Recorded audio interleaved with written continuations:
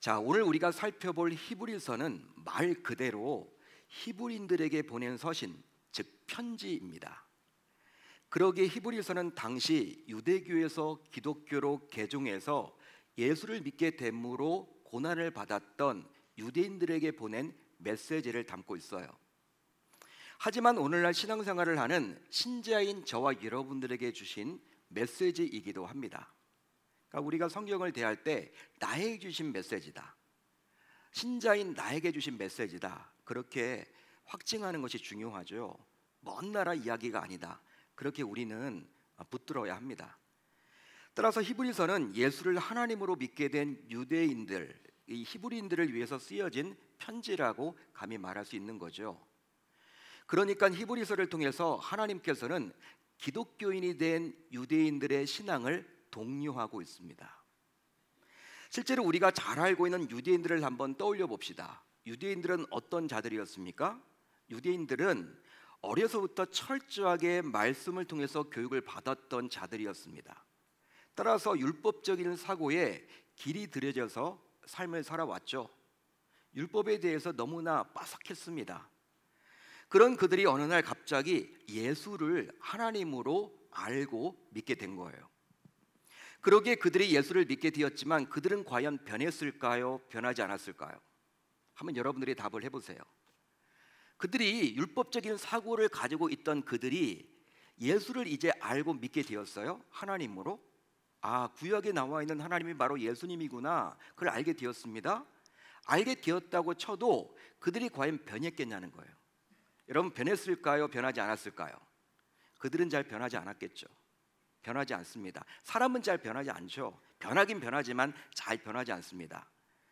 왜냐하면 오랫동안 익숙했던 유대교의 관습에서 벗어나서 온전한 기독교인이 된다는 것은 결단코 쉬운 일이 아니었기 때문이죠. 자, 그래서일까요? 히브리서를 기록한 기자는 개종했던 기독교인들에게 뭐라고 이야기하고 있습니까? 오늘 살펴볼 말씀인 2장을 시작하면서 그러므로 라고 시작을 합니다. 한번 따라하겠습니다. 그러므로. 2장 1절은요 그러므로로 시작을 하고 있어요. 자, 그렇게 함으로 1장에서 언급한 내용에 관한 결론을 끌어내고 있죠. 실제 이 그러므로라는 말은 1장에서 말한 모든 내용을 짧은 몇 구절로 함축해서 핵심을 전하겠다라는 의도에서 쓰여진 거예요. 그리하므로 너희들은 이것을 꼭 지켰으면 좋겠다. 1장의 내용이 바로 이것인데 너희들 이것만큼은 꼭 붙잡았으면 좋겠다, 이렇게 말해주고 있는 것입니다. 그러므로. 자, 그렇다면 히브리서 기자가 2장에서 이제 강조하려고 했던 핵심은 과연 뭘까요? 어디에 나와 있습니까? 바로 2장 1절에 나와 있죠. 바로 다음의 내용이에요. 우리가 흘러 떠내려가지 않도록 함이 마땅하니라. 이 내용을 지금 히브리서 기자가 말하고 싶은 것입니다. 한마디로 신자인 우리는 절대로 흘러 떠내려나가는 것이 없도록 해야만 한다는 거예요. 그런즉 이 말은 신자인 우리가 떠내려 보내면 결단코 안 되는 것이 있음을 말해줍니다. 여러분 믿으시면 아멘, 동의하시면 아멘. 여러분, 여기서 흘러 떠내려가다, 말씀에 나와 있는 흘러 떠내려가다라는 말은 여러 가지 의미를 내포하고 있죠. 1차적인 의미로는요 어떤 말이냐면 미끄러지다, 표류하다, 빠져나가다라는 뜻이에요. 오늘 말씀의 제목도 표류해서는 아니 됩니다. 표류하다, 이런 뜻입니다. 하지만 우리가 쉽게 이해할 수 있는 가장 정확한 의미로는 뭐가 있냐면 손에서 반지가 빠져나가다, 이런 뜻이에요. 또 항구의 정박한 배가 미끄러져 바닷속으로 떠내려간다, 이런 뜻도 담겨져 있습니다. 여러분, 만약 여러분들의 손에 끼어있는 반지가 훌러덩 빠지게 된다면 어떻게 할 것 같습니까? 여러분들이 지금 반지를 끼고 있는데 이 반지가 훌러덩 빠져버릴 것 같아요. 어떻게 할 것 같아요? 그냥 놔둡니까? 놔두는 사람은요 아무도 없어요. 여러분, 이게 훌러덩 빠지려고 하면요 빠지지 못하게끔 우리가 노력을 하죠. 몸부림을 치죠. 왜? 이 반지는 소중한 거니까. 그뿐 아니라 만약 여러분들의 값비싼 요트, 여러분들이 요트가 있다고 칩시다. 값비싼 요트를 여러분들이 가지고 있는데 지금 항구에 정박을 해놨는데 줄이 슬슬 풀려서 바닷속으로 떠내려간다. 이 광경을 여러분들이 봤다고 칩시다. 여러분 가만 있을 사람이 어디 있겠냐는 거예요. 왜? 소중한 요트를 구하기 위해서라도 몸부림치겠죠. 막 달려가겠죠. 여러 가지 방법을 동원하겠죠. 왜? 소중하니까. 따라서 우리가 흘러 떠내려가지 않도록 해야 한다라는 이 말은 절대로 떠내려가면 안 되는 상황을 강조하는 거예요. 할렐루야, 할렐루야. 그 말입니다. 자, 그러면 히브리서 기자는 과연 무엇을 흘려 떠내려 보내면 안 된다고 말하고 있는 것일까요?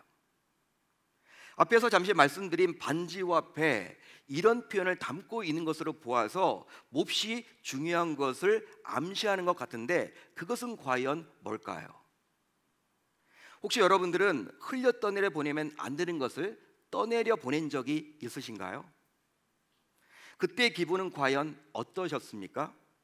그뿐 아니라 또 떠내려 갔던 것을 다시 찾으셨기도 했습니까? 여러분, 오늘 말씀 1절을 보세요. 여러분들이 가지고 있는 성경 1절을 보십시오. 1절을 보시면 히브리서 기자는 우리에게 흘려 떠내려 보내지 말라고 했는데, 그렇다면 우리는 과연 누구를 말하고 있는 것일까요? 지금 1절에서 히브리서 기자는요, 우리에게 흘러 떠내려 보내지 말아라 라고 말을 하고 있는데, 여기에 나와 있는 우리는 과연 누구를 말하는 것이냐? 우리는 바로 유대교에서 기독교로 개종한 기독교인들을 포함하여 예수 그리스도 안에 있는 모든 성도를 의미합니다. 따라서 이 말씀을 듣고 있는 저와 여러분들도 모두 여기에 포함되는 거죠. 자, 그러면 이제 신자인 우리에게 흘려 떠내려 보내지 말라고 한 것은 과연 무엇일까요? 뭘까요, 여러분? 이 질문에 답을 하려면 우선 우리가 들은 것이 과연 무엇인지를 먼저 알아야만 합니다. 왜냐하면 1절을 자세히 보시면 알 수 있지만, 신자인 우리는 들은 것에 유념해서 흘러 떠내려가지 않아야 한다라고 말을 해주고 있기 때문이에요. 즉, 우리가 지금까지 들었던 것, 지금까지 우리 귀에 들렸던 것이 신자인 우리의 가슴 속에서 그냥 흘러서 빠져나가지 않도록 꽉 붙잡아야만 하는 것이죠. 자, 그러면 오늘 말씀 1절에서 이야기하고 있는 우리가 들은 것은 과연 뭘까요? 여러분, 우리가 들었던 것은 과연 뭘까요? 바로 무엇입니까? 1장의 내용이겠죠. 그것이 무엇입니까? 그것은 바로 예수 그리스도에 대한 바른 복음입니다. 믿으시면 아멘. 믿으시면 아멘. 한마디로 예수 그리스도께서 신자인 우리를 구원하고자 십자가에 달려 물과 피를 모두 쏟으시고 죽었고 사흘 만에 부활하신 것을 말하는 거예요. 이게 복음이죠. 자, 그래서일까요? 오늘 말씀을 통해서 히브리서 기자는 신자인 우리가 이런 바른 복음을 듣고 바른 신앙을 지켜서 올바른 신앙이 무너지고 떠내려가지 않도록 철저하게 지키라고 촉구합니다. 한마디로 우리가 가진 올바른 신앙이 어느 순간 흘러 떠내려가지 않도록, 즉 표류하지 않도록 주의함으로 결국 껍데기만 남는 기독교인이 되어서는 결코 아니 된다라고 말을 해주고 있는 거예요. 쉽게 말하면 신자인 우리 모두 이곳저곳 둥둥 떠돌아다니는 표류하는 신앙이 되지 않도록 힘을 써야 된다라고 이 말을 지금 강조해주고 있습니다. 할렐루야, 할렐루야. 겉으로는 기독교인인데 이 안에는 아무것도 남아있지 않는 이런 신자가 되어서는 아니 된다라고 하나님은 히브리서 기자를 통해서 지금 저와 여러분들에게 촉구합니다. 자, 그렇다면 이제 또 한 가지 생각을 해보겠어요. 뭘 생각을 하면 좋냐면, 당시 유대인들은 평생도록 믿어왔던 유대교에서 기독교로 개종까지 했습니다. 이거 쉬운 일이 아니에요, 여러분. 유대교를 믿었던 유대인들은요, 그들도 하나님을 믿었죠. 그렇지만 그들이 믿는 하나님은 지금 저와 믿는 하나님이 다릅니다. 그들은 그냥 구약에 나와 있는 그 하나님을 예수님으로 인정하지 않아요. 예수님을 하나의 선지자 정도로 취급을 합니다. 엘리야 정도로, 엘리사 정도로 취급을 해요. 모세 정도로 취급을 합니다. 그렇지만 우리가 알고 있는 예수님은 하나님이시죠. 그런데 그들이 이제 어떤 이유 때문에 그런지 몰라도 하나님의 전적인 은혜 가운데 유대교를 버리고 기독교로 어렵게 개종까지 했단 말이에요. 보통의 일이 아니죠, 여러분. 결단이 있었기 때문에 가능했던 거죠. 내가 여러분 그렇게 하고 싶다고 한 것이 아니죠. 하나님의 전적인 은혜 가운데 그렇게 된 거 아닙니까? 그런데 예수를 하나님으로 믿게 되었는데 도대체 그 무엇이 이들에게서 바른 복음인 예수 십자가의 죽음과 부활을 버리도록 해서 결과적으로 이들의 신앙이 표류하게 되었을까? 이 질문이에요. 한마디로 이들로 하여금 복음적인 삶을 살지 못하도록 했으며 그 결과 이들에게서 예수를 떠나보내도록 했던 위협은 과연 무엇이었습니까? 무엇 때문에 그들은 표류하는 신자가 되었을까라는 점이에요. 어렵게 예수를 믿었는데 쉬운 일이 아니잖아요. 전적인 하나님의 은혜 가운데 예수를 믿게 되었는데 어떻게 이런 일이 벌어질 수 있었을까? 무엇 때문에 이런 일이 벌어질 수 있었을까? 그것에 대한 고민을 해보자는 것이죠. 실제로 당시 이들이 직면했던 위협은요, 바로 다음과 같은데 우선 로마 정부의 핍박이었습니다. 로마 정부의 핍박이었어요. 로마 정부의 핍박, 더욱이 당대 네로 황제의 그리스도인을 향한 핍박은 당시 상상할 수 없을 정도로 아주 무서웠습니다. 매서웠어요. 아마도 여러분들도 로마의 네로 황제에 대해서 들어보셨을 거예요. 네로 황제, 영화나 여러분 소설책이나 이런 데에서 아주 악명 높은 이름으로 나와 있죠. 부정적인 이름으로 많이 나와 있을 거예요. AD 64년 7월 18일에 로마에 대화재가 일어났답니다.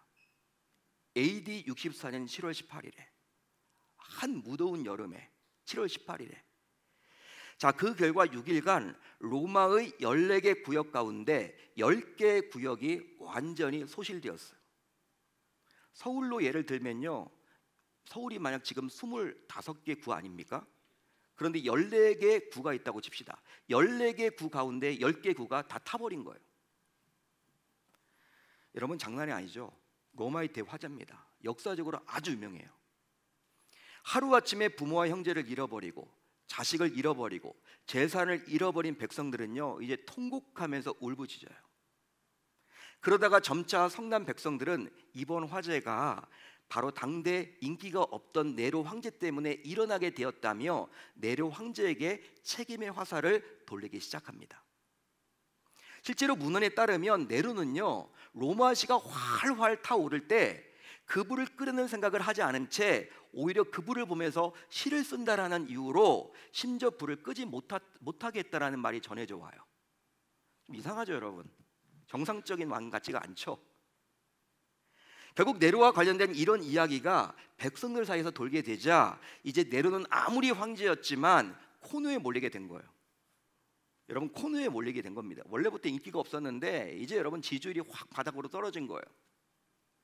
그러자 네로는 자신에게 몰리는 이런 백성들의 분노를 돌리고자 돌파구를 마련하게 되었고 그 결과 화재의 책임을 평소 눈의 가시와도 같았던 기독교인들에게 뒤집어 씌워서 기독교인들을 핍박하기 시작했습니다. 그 결과 감히 상상할 수 없는 핍박과 박해가 기독교인들에게 쏟아지게 되었어요. 문헌에 따르면요, 어떤 일이 벌어졌냐면 예수 믿는다라는 이유만으로 누나를 빼버렸습니다. 예수 믿는다는 이유만으로 누나를 빼버렸다니까요. 또 예수 믿는다라는 이유만으로 팔다리를 잘라버렸어요. 또 펄펄 끓는 물에 산채로 집어넣었습니다. 장작 위에 올려놓고 산채로 사람을 불태워 죽였어요.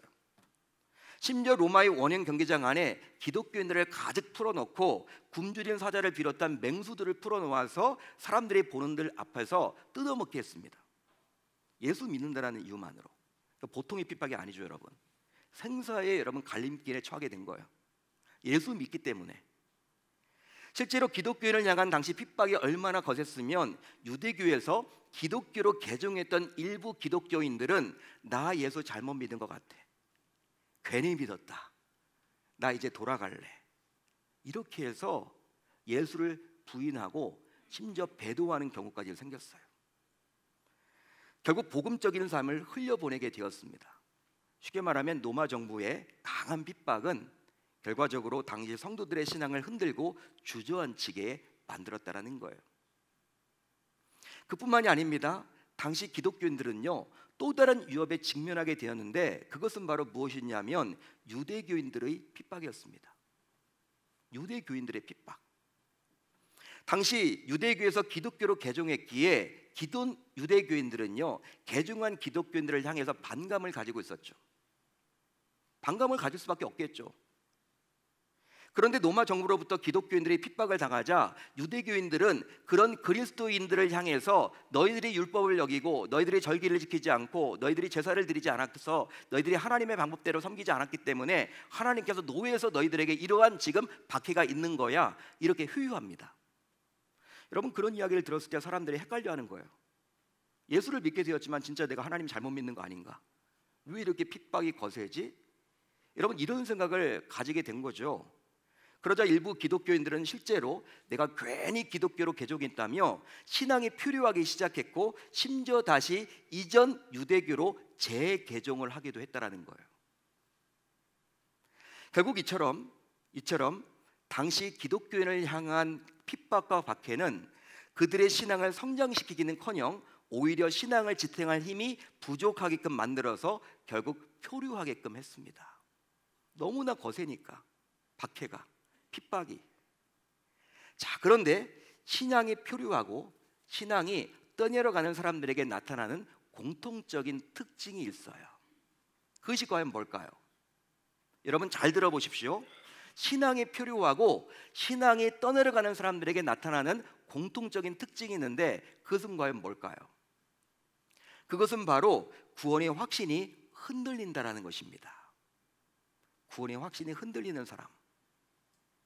실제로 복음적인 삶에서 이탈하는 자들은 바로 구원의 확신이 없거나 구원의 감격이 사라진 자들이에요. 그래서일까요? 자, 오늘 말씀 3절을 보십시오. 여러분들이 가지고 있는 성경 3절을 보십시오.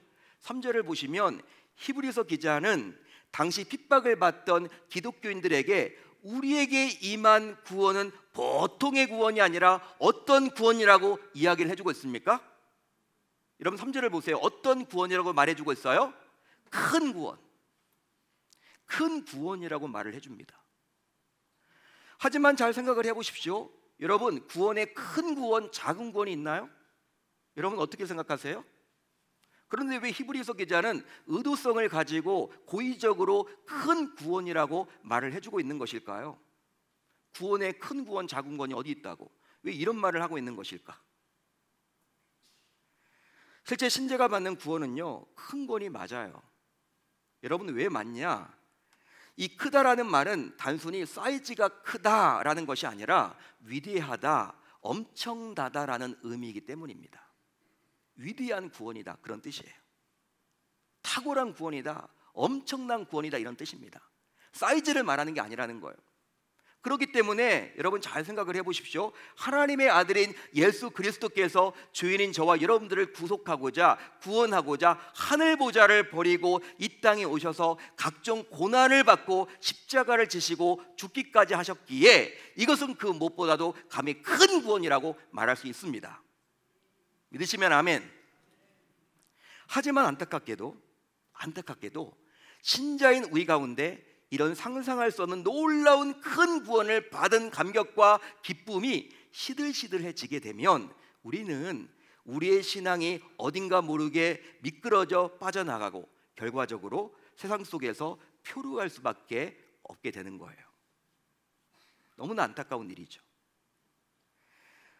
실제로 구원의 감격에서 표류하게 되면요, 사단의 표적이 되고 그 결과 신앙은 병들게 됩니다. 따라서 구원받았다라는 기쁨과 감격 속에서 살아가는 것이 이 얼마나 중요한지 모릅니다. 믿으시면 아멘. 여러분 구원의 감격이 있으신가요? 아, 내가 구원받았다, 내가 예수 그리스도를 믿게 되었구나. 여러분 이런 감격과 기쁨이 있으신가요? 이것보다 더 중요한 것이 없다라는 거예요.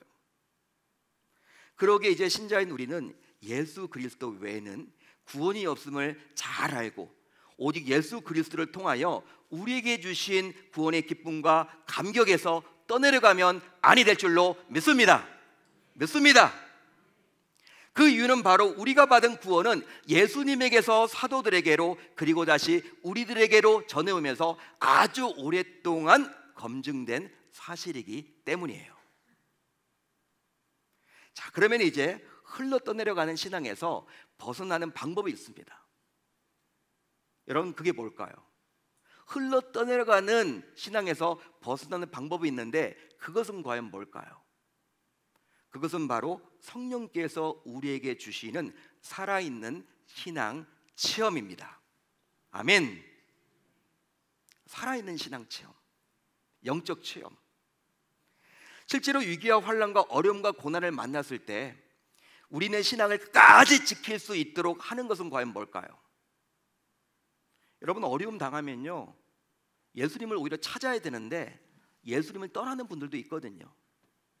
여러분, 이런 것들을 막으려면 뭐가 필요할까요? 그것은 바로 성령께서 우리에게 주시는 개인적인 영적 체험입니다. 누가 대신 해줄 수가 없어요. 아무리 모태신앙으로 태어난 가정이라 할지라도, 부모님이 목사님이고 장로님이라 할지라도 그 자녀가 그게 부모님의 신앙으로 자기가 영적으로 체험하는 것이 아니라 자기 스스로 1대1로 체험해야 하는 거예요. 따라서 오늘 말씀 4절에서 히브리서 기자가 이야기하고 있듯이 성령께서 확증하셨음을 우리 모두 붙잡아야만 하는 것입니다. 실제 지금도 우리의 신앙이 떠내려가지 않도록, 즉 표류하지 않도록 우리 곁에서 성령님이 함께해 주십니다. 믿으시면 아멘. 여러분, 사도행전의 앞부분을 보면요, 초대교회 이야기가 나와요. 어떤 분들은요, 초대교회 너무 좋다, 초대교회로 돌아가자, 이렇게 이야기하는데 초대교회로 돌아가서는 안 되고 초대교회의 정신으로 돌아가야 하는 거예요. 여러분, 초대교회도 예수님의 승천 이후에 오순절 성령 사건으로 교회가 세워졌지만 문제가 있었을까요? 없었을까요? 지금 저희들이 겪는 교회 내 모든 문제를 초대교회 역시 동일했어요. 지상에 있는 교회는요, 완벽한 교회가 없기 때문에. 여러분, 하지만 위기가 여러분 닥칠 때마다 그 초대교회 때는요, 오순절 성령으로 임했던 성령의 역사가 일어나서 각종 기적과 표적 그리고 여러 가지 능력으로 그 위기를 극복해냈습니다. 그 결과 초대교회 성도들은 살아있는 신앙 체험으로 위기를 극복하고 오히려 땅끝까지 이르러 복음을 전하는 사명자로서 살아가게 된 것이죠. 그런즉 우리 모두 더 이상 표류하지 않고 정착하는 신앙을 갖기 위해서는 결과적으로 성령께서 주시는 영적인 체험이 너무나도 중요함을 기억할 수 있어야 할 줄로 믿습니다. 사랑하는 성도 여러분, 지금 신자인 여러분들은 하나님께서 부어주신 구원의 기쁨과 감격 속에서 과연 살아가고 계신가요? 아니면 언제부터인가 서서히 흘러 떠내려가고 있지는 않나요? 실제로 사단은 영물로서 우리의 신앙을 자꾸 흔들어 보려고 엿보고 있습니다. 지금도 마찬가지예요. 하지만 아무나 흔들지 않고 신앙이 병들어 시들시들하고 문제 있는 자들을 툭툭 건드립니다. 그러면 그때 우리의 신앙의 본색이 여실히 드러나요. 따라서 이제 스스로 자신의 신앙의 현주소를 점검해 봅시다. 여러분, 우리가 말씀을 대할 때 나의 신앙으로 여러분 나 신앙이 어떤지를 항상 점검을 해봐야 하는 것이죠. 오늘 말씀도 마찬가지예요. 바로 다음에 몇 가지 리스트로 자기의 영성을 점검해 볼 수 있어야만 하는 거예요. 제가 여러분 몇 가지 말씀드릴 텐데 여기에 속한다면 나도 어쩌면 표류하는 신자임을 각성하시고 인지하시고 하나님 앞에 철저하게 회개하고 돌이키셔야만 하는 거예요. 몇 가지 리스트를 제가 말씀드리겠습니다. 한번 자신의 신앙을 점검해 보세요. 만약 왕년에는 어떻게 신앙생활을 했다는 식으로 자주 과거형 신앙에 사로잡혀 살아간다면 표류하는 신앙인이에요. 지금이 중요합니다. 예전에가 저 좋았어. 자꾸 예전 이야기만 하는 분들이 있죠. 그때가 좋은 것 같아. 그때는 내가 뭘 섬겼는데 지금은 못해. 여러분, 내가 그렇게 계속 생활을 하고 있다면 어쩌면 나는 표류하는 신자일 수도 있다는 거예요. 또 말씀이 머리에만 머물고 가슴에 남아있지 않다면 표류하는 신앙인이 맞습니다. 남는 게 없죠. 그뿐 아니라 자신의 책임이 아니라 자꾸 남의 책임이라고 책임을 전가하고 핑계를 댄다면 그 역시 표류하는 신앙인입니다. 더욱이 모이기를 피하려는 습관에 익숙해져 버렸다면 표류하는 신앙인이죠. 아마도 코로나를 거치면서 표류하는 신자들이 점점 한국 교회, 아니 우리 계명교회 내에도 많아지고 있다라고 보여져요. 그런즉 이제부터 우리 모두 신앙이 떠내려가지 않도록, 표류하지 않도록 단단히 붙잡아야만 할 줄로 믿습니다. 따라서 이제는 더 이상 표류하지 말고 예수 그리스도 안에서 단단히 붙잡아 맵시다. 그러기 위해서 우리 모두 하나님의 부르심을 받는 그날까지 구원의 기쁨과 감격을 놓치지 않아야만 하는 것이죠. 즉 하나님으로부터 구원을 거저받았다라는 기쁨과 감격이 마르지 않도록 받은 은혜를 계속 유지하기 위한 적극적인 노력이 필요합니다. 할렐루야, 할렐루야. 이제 6월이 거의 마무리되어 가고 있죠. 우리가 3월 달에 부흥 집회를 통해서 또 고난적 특세를 통해서 얼마나 많은 은혜를 받았습니까? 그때 성도님들의 얼굴이 밝았거든요. 3개월 정도가 지나니까 이게 좀 달라진 것 같아. 정신을 바짝 차려야 되는 것이죠. 여러분, 한두 번 은혜 안 받은 사람이 어디 있어요? 은혜를 여러분 계속 유지해 나가야 하는 것이죠. 노력이 필요하는 것이죠. 신앙 훈련을 받아야 하는 것이죠. 여러분, 아마 여러분들은 폴리캅이란 분에 대해서 한두 번쯤은 들어보셨을 거예요. 폴리캅은요, 사도 요한의 제자로서 서문화 교회의 감독이었습니다. 제가 예전에 소아시아의 7개의 교회 가운데 서문화 교회에 대해서 말씀을 드렸어요. 그 교회의 감독이었습니다, 이 폴리캅이.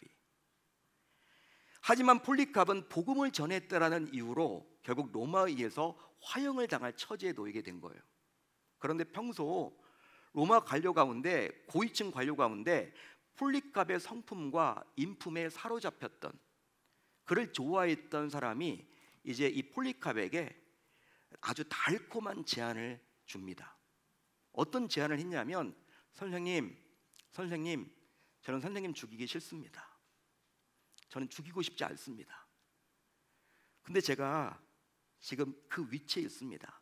선생님을 죽일 수밖에 없는 위치인데 여러 사람들이 보는 앞에서 딱 한 번만, 두 번도 아닙니다, 딱 한 번만 예수를 부정하고 부인해 주십시오. 그러면 당신의 목숨은 제가 보장해 드리겠습니다. 여러분, 얼마나 달콤한 유혹이에요? 시험입니까? 근데 여러분, 이 폴리캅은요, 그런 달콤한 제안을 단호하게 거절합니다. 저를 이렇게 사랑해 주셔서 감사합니다. 고맙습니다. 저를 사랑해 주신 거 너무나 감사합니다. 그렇지만 저는 예수님을 단 한 번이라도 부정할 수, 부인할 수 없습니다. 그 이유는 바로 무엇이냐면, 지난 86년 동안